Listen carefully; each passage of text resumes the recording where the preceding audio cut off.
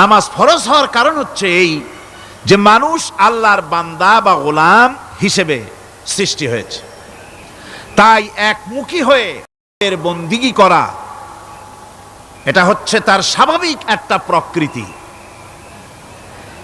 আল্লাহ রাব্বুল আলামিন এই প্রকৃতির দাবি মিটাবার জন্যই নামাজের ব্যবস্থা করেছেন। মানুষের ফিতরত, মানুষের নেচার, মানুষের ফিতরত হচ্ছে এই যে কারো না কারো কাছে মাথা নত করা,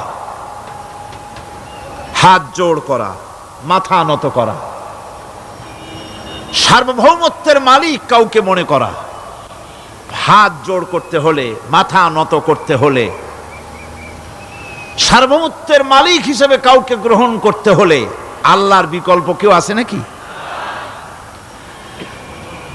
ইসলামের মূল দাওয়াতটা হলো ফিতরত অনুযায়ী দাওয়াত দেওয়া হয়েছে।